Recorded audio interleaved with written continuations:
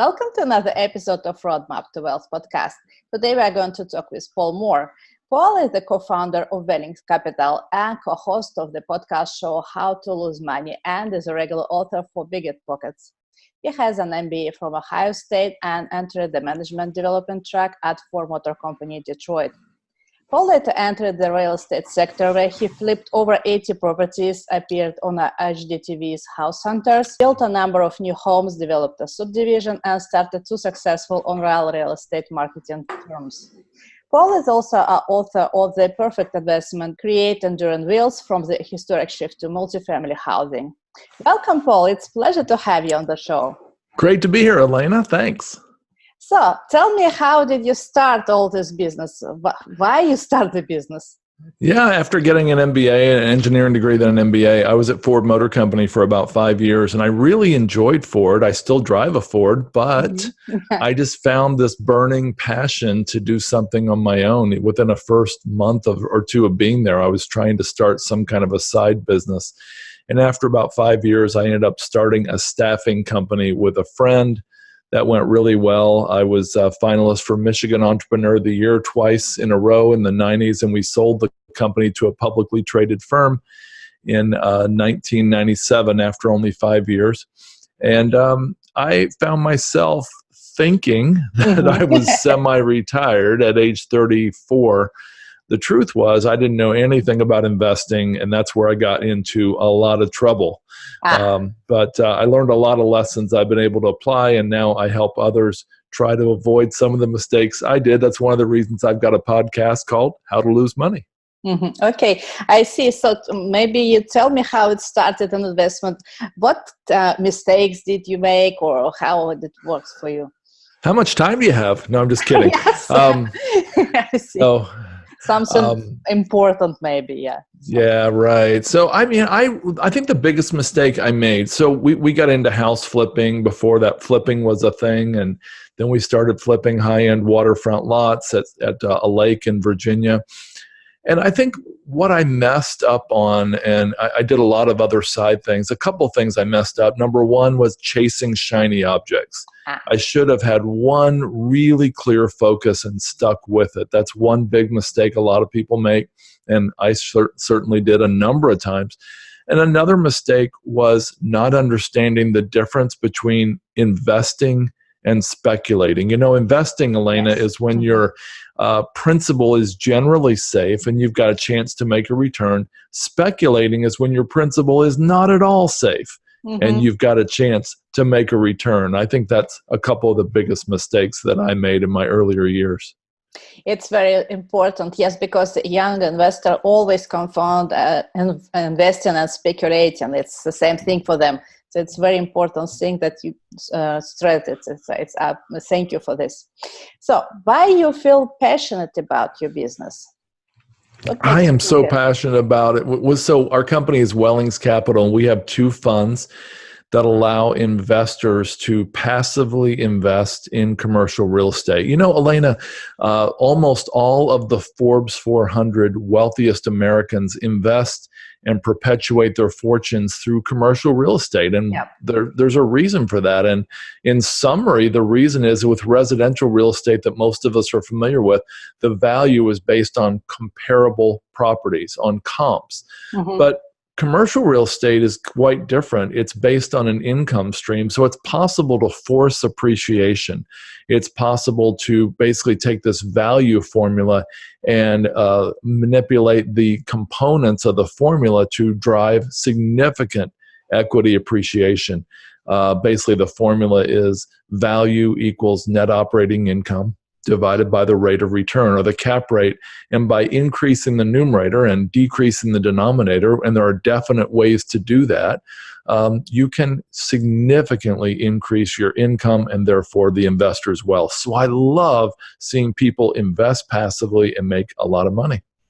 Yes, I understand it. Actually, it's like a normal way, and a way for a young investor. They start with residential property or fix and flip, something like this, and then little by little they shift to commercial. It was my way too, you know.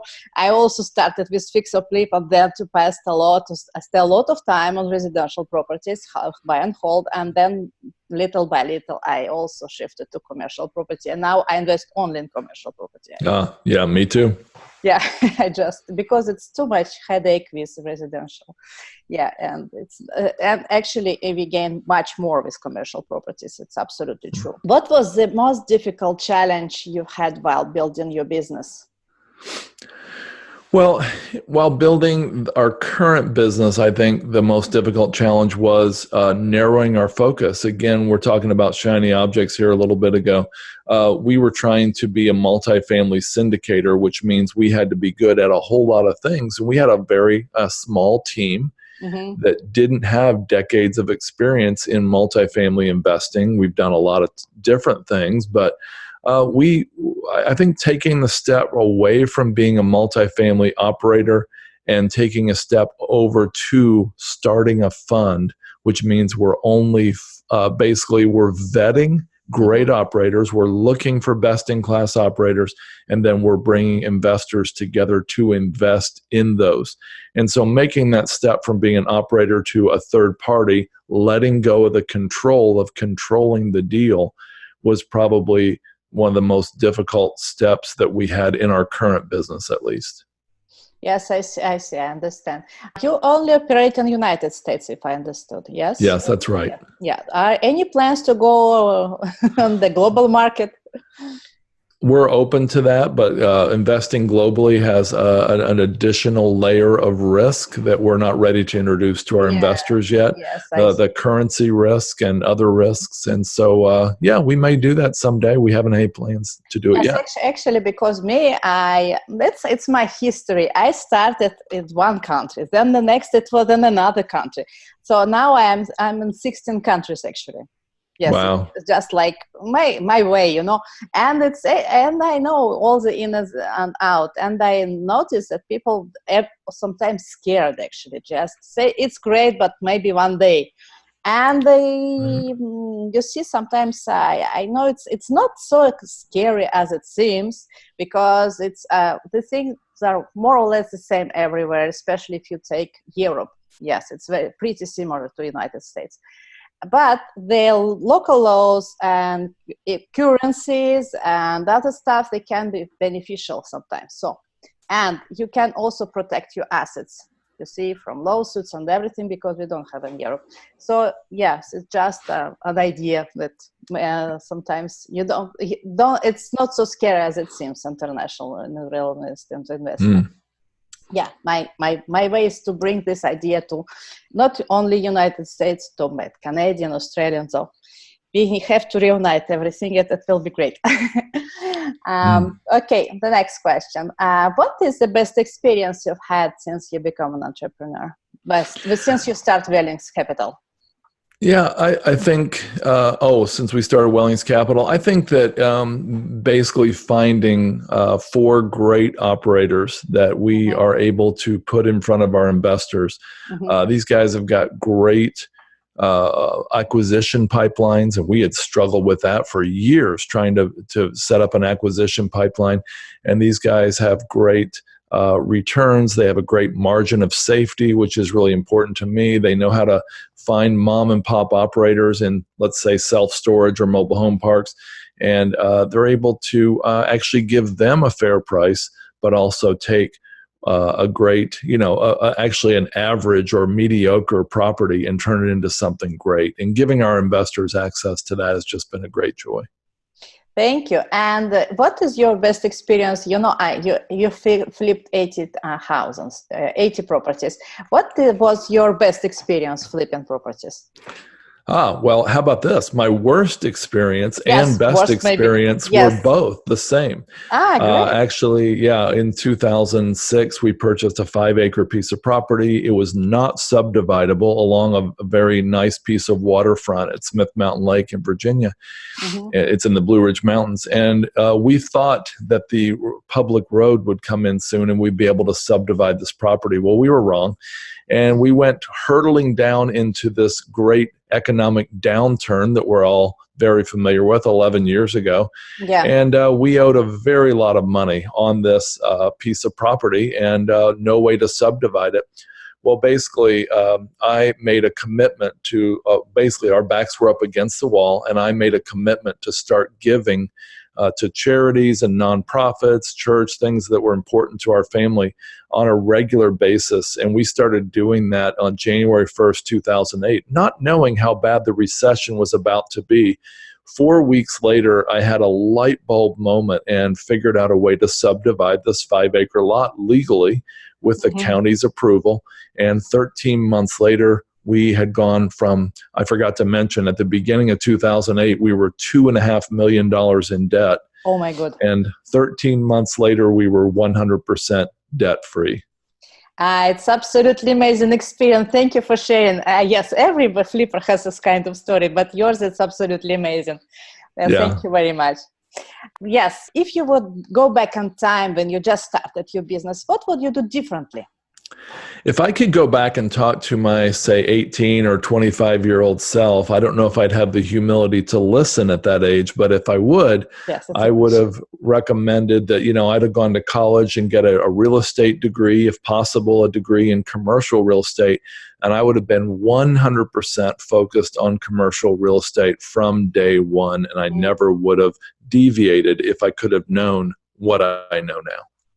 Yes, I understand that. For example, if your business collapsed today, I hope not, but anything can happen. What would you do next?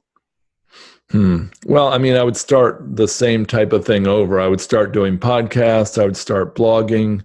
I would start doing videos. I would try to find platforms to get the message out. I would start writing books and all the things I'm doing now. And I would begin to rebuild basically a name and a platform that way. And I would bring investors to me. And then again, I would try to invest in commercial real estate. That's the same thing. Okay. Yes, why not? Can you please share a person that has an impact on you? It can be an entrepreneur or a mentor or coach. I don't know. How did they influence you? And maybe some advice they give to you? Yeah. So, this is not somebody I know personally, obviously, but I've just finished my third book on real estate investing. It's about self-storage investing, and I'm probably a third of the way, if not halfway, into my next book, which is Warren Buffett's Rules for Real Estate Investors. Warren Buffett's his investing strategies, his wisdom, and all that has had a great impact on me. So though I don't know him, obviously he's had a huge impact on my thought process, investing, and on figuring out how to manage money. Yes, absolutely amazing person. I would like to meet him too, but who knows? Yes. Yeah. What skills or habits do you think helped you to become successful? One thing is Gary Keller, the world's most famous real estate broker, and Jay Papasan about 5 years ago wrote a book called The One Thing. And that book and joining their mentoring program has been tremendous for me. The One Thing is a lifestyle, it's a mindset, it's a productivity habit. And joining that group and trying to apply the lessons in that short but powerful book have been one of the most powerful things ever in my life. And it's helped me learn not to chase shiny objects hour by hour, year in and year out, and for a lifetime. Thank you for the sharing. Absolutely. It's absolutely true. It's a very absolutely true. The one thing is the most important thing. So now it's a time for fun questions. If you could have one superpower, what would it be? I think it would go back to the same issue. I think it would be focus. Being able to focus. I'm struggling. I've always been struggling for almost 20 years now, over 20 years with managing my email. I had these issues with thinking every email's urgent. And there's the one thing taught me is that there's a difference between what's important and what's urgent, and not all tasks are equal. And if I finish the day by getting my email inbox down from 100 to 30, that's not necessarily moving my business forward. And so focus would be my superpower for sure. Thank you. Yes, absolutely sure. Focus is important.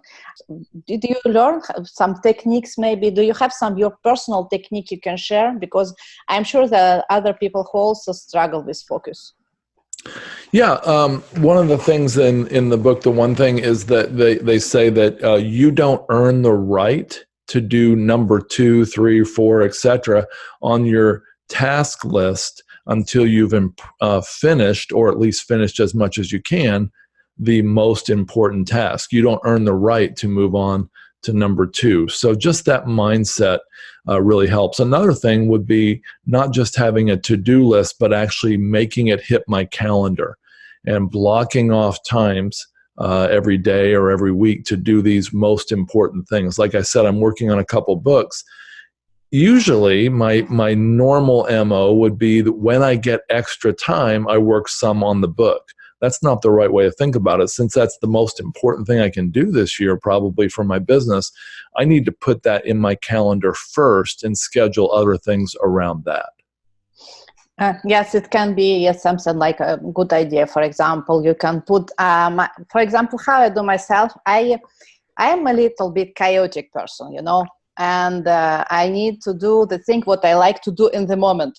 But how I struggle with the problem.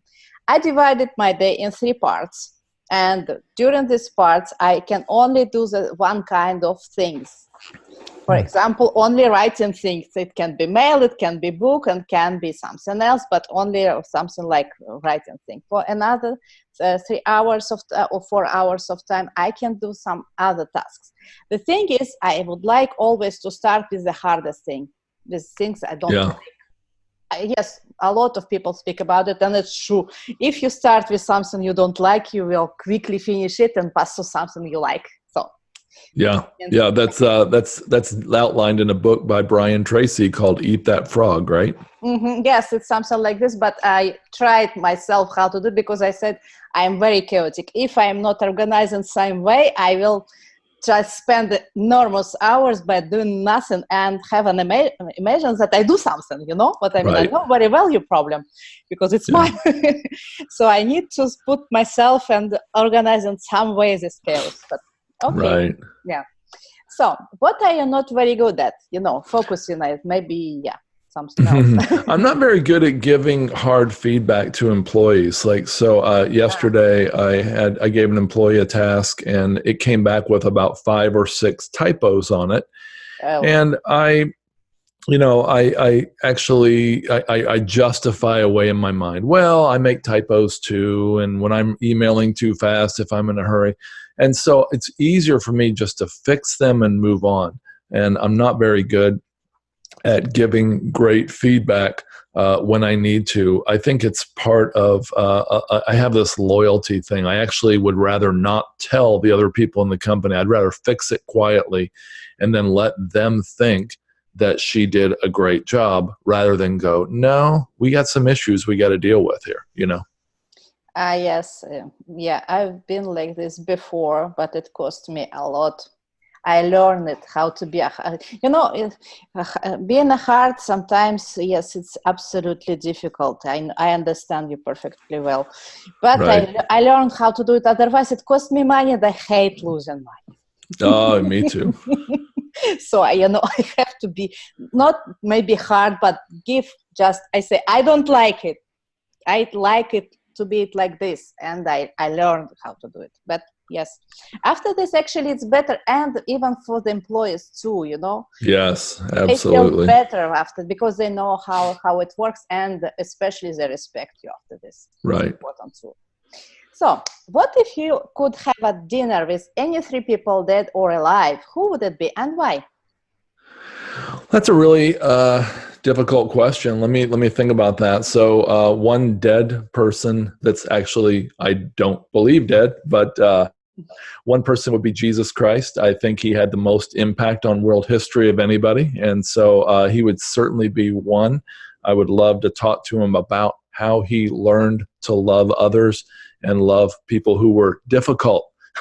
Yes. And so that would certainly be one. Another one would be George Washington, because as the founder of the United States of America, he was perhaps the most amazing leader in the last millennia on earth, many people believe.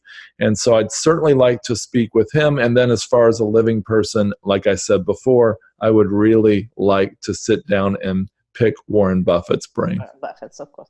Excellent choice. Excellent choice. Me too. Yes, speaking with Jesus, it can be a little bit intimidating, I think. But Warren Buffett as well, it will be intimidating. So right. Yes, excellent choice. So what is your best tip for making the world a better place? I think it's getting involved and having a big why. It's really important, Elena, that we all have a big why. I made, like I said, several $1 million in my early 30s, and I wasn't any happier the day after I got that check than I was the day before. In fact, because I didn't know how to invest at the time, I knew how to speculate. I wasted a lot of that money. But I think it's really important to have a big why.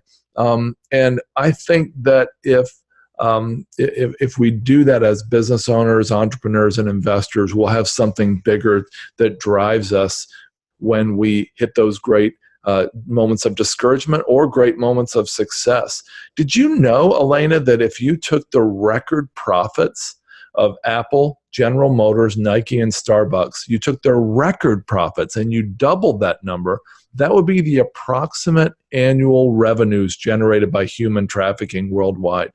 And so for me, that is a big, big deal. And for me, I want to be part of fighting that great evil and rescuing victims and actually bringing them wholeness, health, and healing.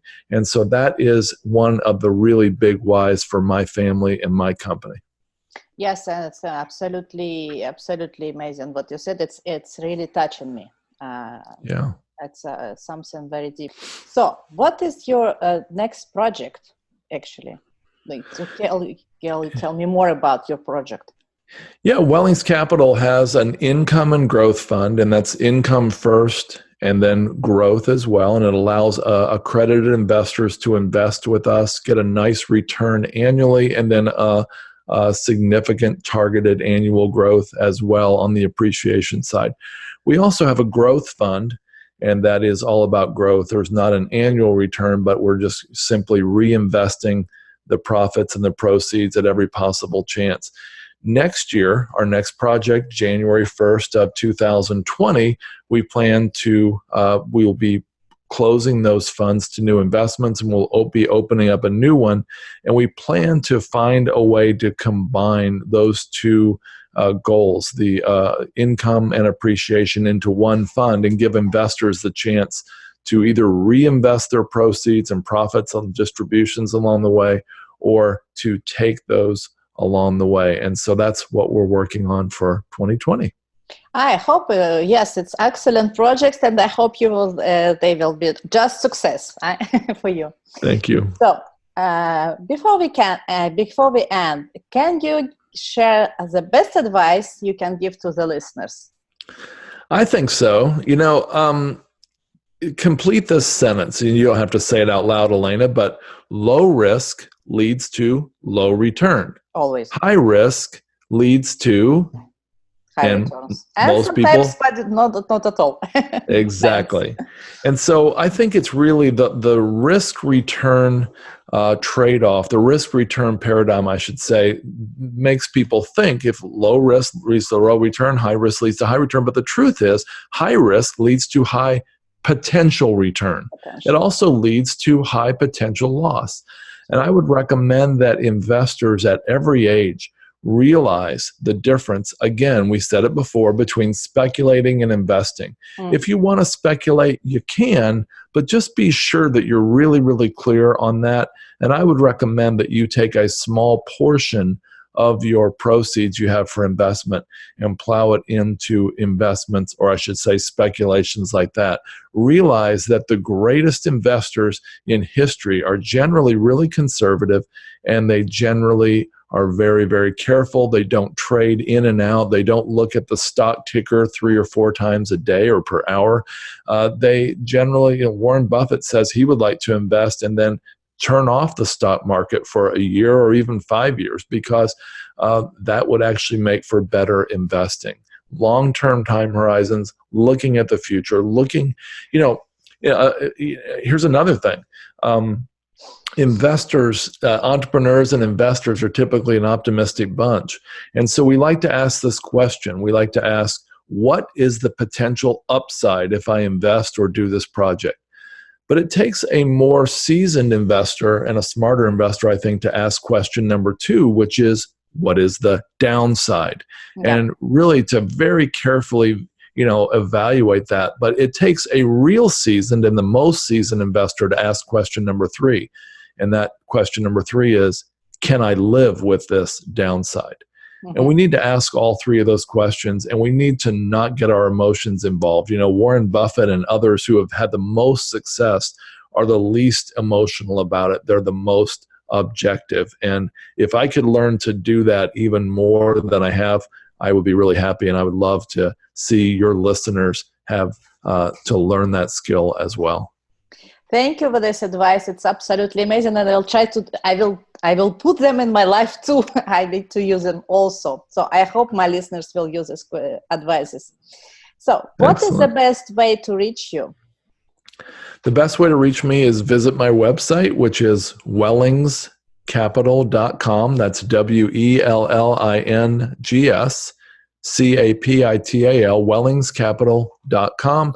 You can also check out our podcast, How to Lose Money, which is actually a wealth building podcast where we interview investors, entrepreneurs, executives on their failures on the road to success. And we'd love to have you as a guest if you'd like to be, Elena. Yes, I would like to. Yes, we will speak about it later.